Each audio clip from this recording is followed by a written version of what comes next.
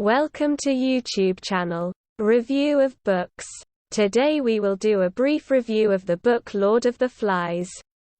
Thief Martin. Sailing Rituals by William Golding. The duration of the action is not defined. As a result of a nuclear explosion somewhere, a group of teenagers who were being evacuated find themselves on a desert island. Ralph and a fat boy with glasses, nicknamed Piggy, are the first to meet on the seashore. Finding a large shell at the bottom of the sea, they use it as a horn and call all the guys. Boys from 3 to 14 years old come running. The last formations are the church choir singers, led by Jack Meridew. Ralph suggests choosing a chief. In addition to him, Jack claims leadership, but the vote ends in favor of Ralph, who offers Jack to lead the choristers, making them hunters. A small troop of Ralph, Jack and Simon, a frail, faint-hearted choirboy, go out to investigate to determine if they have actually made it to the island. Piggy, despite his requests, is not taken with them.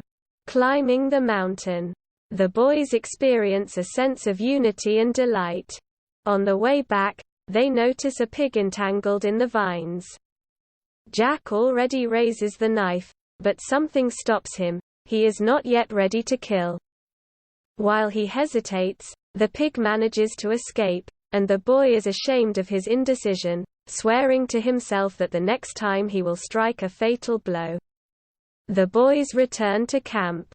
Ralph calls the meeting and explains that now they will have to decide everything for themselves. He proposes to establish rules, in particular, not to speak to everyone at once, but to let the one who holds the horn speak, as they call the seashell. The children are not yet afraid that they may not be rescued soon, and they are looking forward to a fun life on the island. Suddenly, the kids push forward a frail boy of about 6 years old with a birthmark on half his face. It turns out that at night he saw a beast, a snake, which in the morning turned into a liana. The children suggest that it was a dream, a nightmare, but the boy stands firm. Jack promises to search the island for snakes. Ralph angrily says that there is no animal. Ralph convinces the guys that, of course, they will be rescued, but for this you need to build a large fire on the top of the mountain and keep it up so that they can be seen from the ship. Together they build a fire and set it on fire with Piggy's goggles. Maintenance of the fire is taken over by Jack and his hunters. It soon becomes clear that no one wants to work seriously. Only Simon and Ralph continue to build huts. Hunters, carried away by hunting, completely forgot about the fire.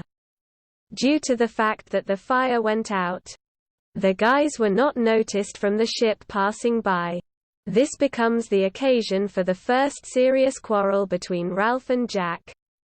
Jack, who just at that moment killed the first pig, is offended that his feat was not appreciated, although he recognizes the justice of Ralph's reproaches. Out of impotent rage, he breaks Piggy's glasses and teases him. Ralph struggles to restore order and assert his dominance. To maintain order, Ralph gathers the next meeting. Now realizing how important it is to be able to correctly and consistently express his thoughts, he again reminds of the need to comply with the rules established by them. But the main thing for Ralph is to get rid of the fear that has crept into the souls of the kids. Having taken the word, Jack suddenly utters the forbidden word, beast. And in vain Piggy convinces everyone that there is no beast, no fear. Unless you scare each other, the kids do not want to believe this. Little Percival Vims Madison adds further confusion by claiming that the beast comes out of the sea. And only Simon reveals the truth. Maybe it's us, he says. At this meeting, Jack, feeling his power, refuses to obey the rules and promises to hunt down the beast. The boys are divided into two camps. those who represent reason, law and order, Piggy, Ralph, Simon. And those who represent the blind force of destruction, Jack, Roger and other hunters. That same night, the twins Eric and Sam, who were on duty at the fire on the mountain, come running to the camp with the news that they saw the beast. All day the boys search the island, and only in the evening Ralph, Jack and Roger go to the mountain. There, in the false light of the moon, they mistake for an animal the corpse of a paratrooper hanging on the lines from a downed plane and, in fear, rush to run. At the new meeting, Jack openly reproaches Ralph for cowardice, offering himself as leader. Not receiving support, he goes into the forest.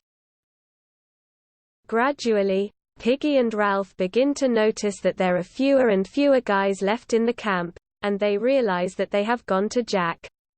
Swordsman Simon, who has chosen a clearing in the forest where you can be alone, becomes a witness to a pig hunt.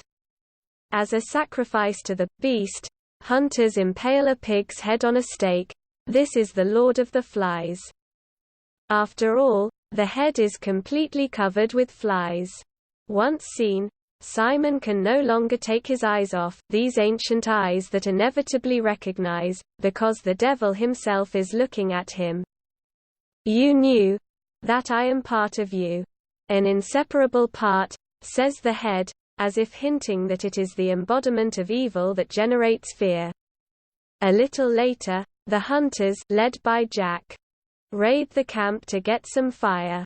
Their faces are smeared with clay. Under the guise it is easier to create excesses. Having seized the fire, Jack invites everyone to join his squad, enticing them with hunting free men and food. Ralph and Piggy are terribly hungry, and they and the rest of the guys go to Jack. Jack again calls on everyone to join his army. He is confronted by Ralph, who reminds him that he was elected by the main democratic way. But with his reminder of civilization, Jack contrasts the primitive dance, accompanied by the call, "Beat the beast. Cut your throat." Suddenly, Simon appears on the site, who was on the mountain and made sure with his own eyes that there was no animal there. He tries to talk about his discovery. But in the dark he is mistaken for a beast and killed in a wild ritual dance. Jack's tribe is located in the castle, on a rock resembling a fortress, where, with the help of a simple lever, stones can be thrown at the enemy. Ralph, meanwhile, is trying with all his might to maintain the fire, their only hope of salvation, but Jack, who sneaked into the camp one night, steals Piggy's glasses, with which the guys made fire. Ralph, Piggy and the twins go to Jack in hopes of getting the glasses back, but Jack greets them with hostility. Piggy tries in vain to convince them that the law and that we be saved is better than to hunt and destroy everything. In the ensuing fight, the twins are captured.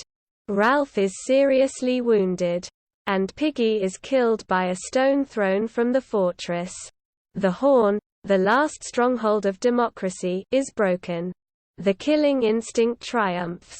And now Jack is ready to be replaced as leader by Roger, personifying stupid, bestial cruelty. Ralph manages to escape. He understands that the painted savages will stop at nothing. Seeing that Eric and Sam have become sentries, Ralph tries to win him over to his side, but they are too scared. They only inform him that a hunt is being prepared for him.